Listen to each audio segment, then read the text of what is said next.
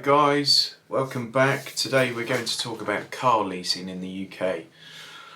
So I'm going to explain what car leasing is, how it differs from ownership and how it can save you some money. Just to give you a bit of background, I've been leasing cars personally for, I don't know, probably on my third one, so probably like 7, 8, 9 years. The reason we did it is we'd spent quite a lot of money on second-hand cars. You know, you spend 5-6 grand on a car, you're constantly paying for it to be repaired or servicing and MOTs and stuff, and you're constantly just getting it through the next MOT and paying for things as they crop up. With more modern cars, when things go wrong, they seem to cost quite a lot of money, in my experience. Lots of sensors and things in the engines that you didn't have to contend with years ago, and none of it's cheap. So we looked at different options, and leasing seemed to be one that worked for me. I've had company cars on lease for many years, so I was sort of familiar with it already, but it's only when I started digging around for deals that I realised just how good they could be and how affordable they could be, and how much money you could save. So I think this first or second one we had was a Skoda Yeti. It was coming towards the end of its life cycle. They were about to get rid of the Yeti, but they were great cars. I think it won Car of the Year. Ideal for what we wanted, with a little one and a dog. Get plenty in it. Quite a rugged little thing. A bit Marmite in terms of looks, but I actually quite like the look of them. Anyway, at the time, I think they started about 16 grand and went up to about 26, 27 for the top end.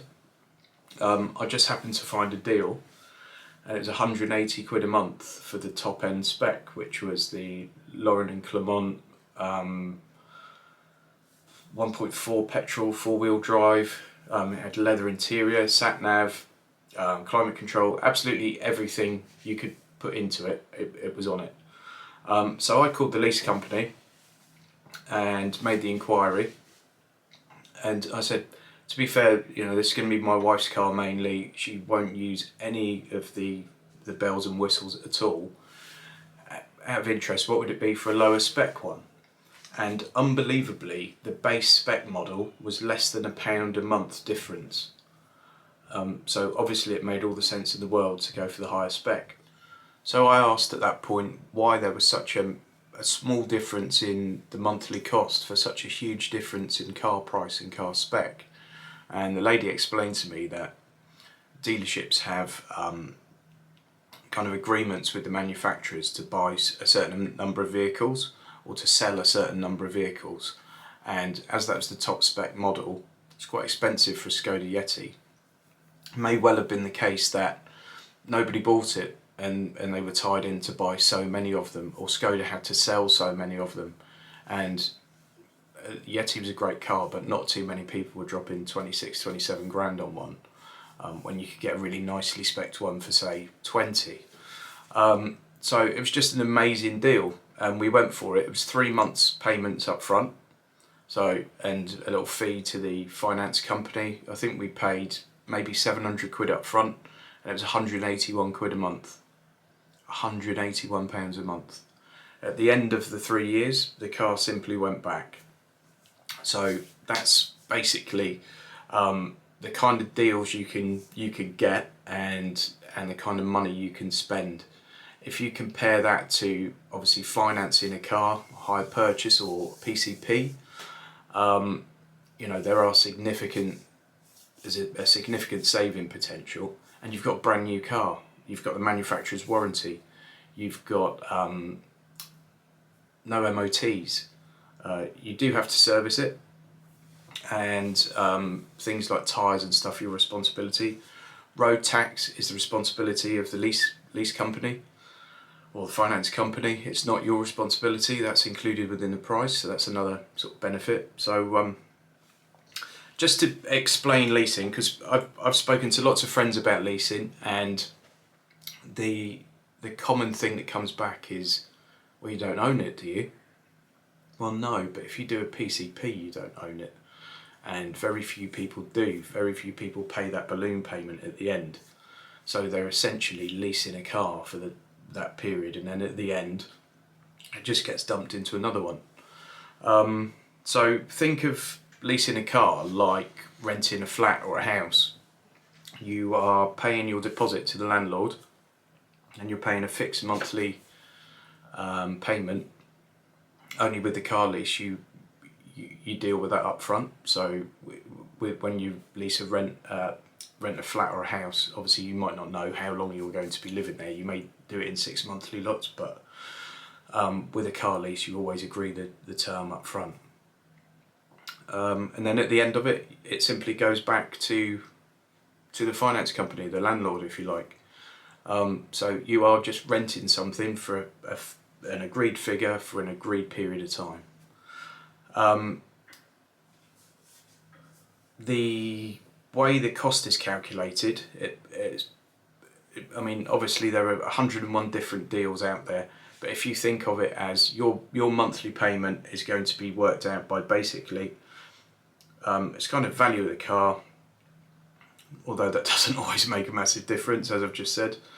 The amount of your deposit, the length of the term, and the mileage you do. So the mileage you do makes quite a difference. So a typical sort of lease would be a 3 plus 35, it's called. So you pay 3 months up front, and then you have 35 monthly payments. So those 3 months, your deposit effectively is your first monthly payment, but it's a big one. And then you have 35 monthly payments. And then it goes back. The cars are generally delivered to you either on the back of a lorry, or sometimes they're driven to you, and then they are collected. On the collection day, someone comes out, inspects the vehicle. They usually take about 20 minutes to do that. They're quite thorough. They will look for any damage, so it's always good to get damage corrected before the car goes back, with smart repairs and things. Someone comes out, does it on your drive, doesn't cost too much money, generally pretty good job as well. I always get them valeted before they go back. You know, it costs 30 quid or something, and it's well worth it, because the car looks absolutely pristine when they turn up. It immediately gives a good impression. I've never had to pay anything on a car that's gone back. I know people that have. I know people that have sent cars back with damage, so things like a curved alloy, which would cost you 50-60 quid to get fixed, and they've been charged like 600-700 quid by the finance company. Tiny little scratch that's just over the fair wear and tear usage allowance, which again you could probably get it sorted out for 50 quid, 100 quid, something like that, and they've sent it back and been charged for the respray panel or something. So be careful with that, and also make sure it's got 4 legal tyres on it, because again they will charge you a fortune for a tyre, and the tyres don't have to be matching, they don't have to be a brand, they just have to be road legal tyres. Obviously check in your particular use case, but that's what I've always found from my experience. It's always just been it has to have 4 legal tyres on it. So the benefits of, let's look at a 3 plus 35 deal. I mean, you can do all kinds. You can pay a higher deposit, you can have the thing for a shorter period of time or a longer period of time, but 3 plus 35 is a very common one. So let's look at the benefits of that. Basically, you've got quite a low deposit, you've only got 3 payments up front, you've got a low monthly payment, no need for an MOT during the period of the lease, because the MOT kicks in at the 3rd year, and the car always goes back before the 3rd year. What you want to do is, if year 3 is the last day of your agreement, just send it back the day before, and then you don't have to have an MOT on it. If you send it back the day after, you have to send it back with an MOT. I mean, manufacturers' warranties differ quite a lot, and I mean some of the like Kia and Hyundai and whatever have massive warranties nowadays, but generally manufacturer's warranties like 3 years. Well, you've got it for the manufacturer's warranty period. So if something goes wrong during that period of time that's not a wearable, like tyres or something or that kind of thing, then it's covered under the manufacturer's warranty. I mean, that is fantastic. It's not quite sort of fixed price vehicle ownership, but it more or less is. You can pay extra and have the vehicle on a fully maintained agreement. That means tyres are covered by the lease company. It means the servicing is covered by the lease company. I don't think they ever make financial sense, because every time I've looked into it, it's been a cost of like 60, 70 quid a month more. And with the best will in the world, you're probably going to spend,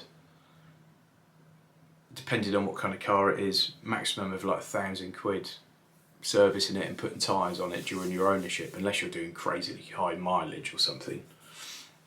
So I don't think it ever makes sense to do that. But if you want that kind of really secure fixed price in your mind, there is that option as well. To get the very best deals, I would suggest don't be too... If you could be more flexible about the exact model of the car you want, and more flexible about the spec of the car you want, you're going to find the best deals. So you're searching for the deal rather than the car, if you like. So for example, we've at the moment got a VW Touran. We were just looking for a 7-seat people carrier, and I mean there are only about 3 or 4 that are worth their salt available in the market.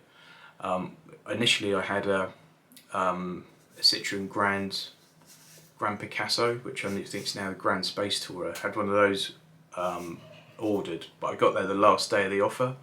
The order went through to the manufacturer, and they said, sorry, we've sold them all. So that puts back to square one. I waited about a week, and the Touran was on offer. The Touran had been 400 quid a month, literally a week before. The deal comes round. It was direct with VW, this one. They had the vehicles in stock, and so the spec was fixed. You couldn't add optional extras or anything like that. And unbelievably, it was 240 quid, as opposed to a week before 400 quid. And it was only 3 monthly payments up front as well. So, you know, not a great initial outlay, and we got a brilliant car for not very much money. So it's worked out really well. But again, if I'd have gone out and I had to have a Touran and nothing else, I might have ended up paying 400 quid. But instead I was looking for the deal. So again, if you want the very best deal, look for the deal rather than the exact car, and that's the best advice for you. Also, if you don't mind getting a car that's possibly coming to the end of its cycle, or there's about to be a facelift version or a new model, there's some amazing deals to be done there. So always look at that. Another quite weird one is sometimes a new car comes out, a new model, maybe at launch or just after launch. There are some amazing deals on those, and it might just be that the manufacturer wants to see lots of them on the road to get more people to buy them. It may be that they've got to sell a certain number of them. They've got a massive sales target, so they heavily discount them. One example I'm going to show you at the moment, and this sort of sums up what I see as the benefit of leasing over anything else. Sorry, looking away from the camera here because I'm looking at my screen, but I'm going to look at the new Audi A3, which is obviously a massively popular car. Great cars, I've had 2 of them. Absolutely brilliant car. Looking at S-Line spec, so we're looking at a really good solid spec car. And let's have a look at this screen grab I've taken here. So this is a PCP deal with Audi. I'm sure there are better PCP deals around, or finance arrangements, but I've just taken this from Audi just because it sort of sums up what I feel about leasing and the cost savings and what have you. So this one's £2,821 up front, and then 35 payments of £385.91. And this is based on 10,000 miles a year and that 36-month agreement. Now, if you want to buy that car at the end of the 36 months, it's going to cost you just over 15 grand. So that's the balloon payment, and that's where most people pull out of a deal. So very few people actually pay that balloon payment. Usually the dealership, like the Audi dealer, will say, oh, what we can do, there's a bit of residual value in this, we can knock that off the deposit of another car on a PCP deal. So essentially they just get you into another finance arrangement straight away. So all you've done during that period, in the 36 months, people that feel like they own their car, is you've leased it from Audi. And the bit at the end where you could pay to own it, you haven't done. Now at the end of that Skoda Yeti lease, I actually got something through from Skoda, VW Finance, because VW Finance, Skoda, same thing. And they made me an offer so I could buy it from them. So actually no different. They don't always do that by any means, but you can always ask the question. And essentially, normally it goes onto the back of a low loader and goes to a car auction site as soon as it's collected. So you know, you can always ask the question, and you may get the opportunity to buy it. For me, I didn't want to, because I'd have to finance that big lump sum, and the finance on that over 3 years would have cost me more than it cost me to have the car for the first 3 years, and that just doesn't make sense to me. So think about that. If you don't pay that balloon payment at the end, you don't own the car. So cost of ownership for that, or I say ownership, but the cost to have that car for the first 3 years, £16,328.35. Okay. Then I've just gone on to Cars to Buy, which is a popular lease comparison site, and this is the first deal I've found on the Audi A3 TFSI Sportback.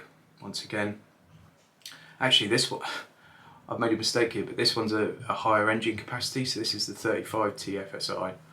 So the 30 TFSI, I think it's a 1 litre petrol, and the 35 is a 1.5, which is an absolutely amazing engine, superb performance, and it's pretty decent on petrol as well. So with this one, we're looking at 35 payments of £289.20. So you're 95 quid cheaper than the PCP deal. And then look at the deposit. The deposit is 866 compared to 2,821. So you're nearly £2,000 better off on the deposit. And then there's a small admin fee on this one, which is 210 quid, and that basically goes to the broker, the finance broker, who on this one is Car Lease Special Offers, Wessex Fleet. There you go. Sometimes they're direct with the manufacturer, but often it's a broker or a finance company. So the cost of the 3 years of having that vehicle, I'm not going to say ownership again because that's wrong, but to lease that car for three years is going to cost you £11,000, £11,198.40 to be exact. So that's £5,000 less than the PCP deal. It's the same car. Actually, it's a better car, this one, because I made a mistake and I've accidentally picked a better car. But just think about that £5,000 difference in 3 years. And it may be you get the chance to buy this one at the end, but again, do you want to pay more for it in the second 3 years than you would in the first 3 years? Probably not, because that car's probably going to still be worth, I don't know, 15, 16 grand or something at the end. 3-year-old one of those, probably 15, 16 grand. So you're going to have to finance that, I'm assuming. So that finance on that's going to cost you more than it's cost you in the first 3 years. Doesn't really make sense to me. So that's one deal, one car. It's the first one I've looked at. I know that the A3s are on, there are lots of deals going around at the moment. Obviously that's a brand new model. It's only been out, I don't know, 6 months maybe, or something like that. But it just highlights just the value of leasing as I see it, and the reason I've done it for so long. I'm not saying it's right for everyone, and obviously it doesn't suit every budget. Sometimes you're better off just buying an old banger and running it into the ground and all the rest of it. But for me and for my family, it's been amazing for us, really. And yeah, something to think about. If you want some websites to look at for car lease deals, I would look at leasing.com and cars to buy. There's also some others like Car Wow. You've probably seen the car reviews and things with those guys, and Which. Not Which. What Car. They're the main ones, like comparison sites. Just be careful, because a lot of sites will advertise a price, and then when you go into it, it's a 60-month deal and it's 5,000 miles a year and it's 12 months deposit or something like that, because they want to show you that, oh look, I could get a Range Rover for 200 quid a month. So really look into it and make sure you filter down your results and you pick the right deal for you. But yeah, it's a fantastic way of keeping a car on the road, in my opinion. I know not everyone agrees. I know people have this thing about ownership, but why own a depreciating asset? I don't know. Okay, that's it for today, guys. Hope you enjoyed the video. Please, as always, give us a thumbs up. Makes a massive difference to promoting the channel, means more people get to watch the videos, ultimately that I will continue to make more videos. So please thumbs up and subscribe, and thanks for watching. See you next time.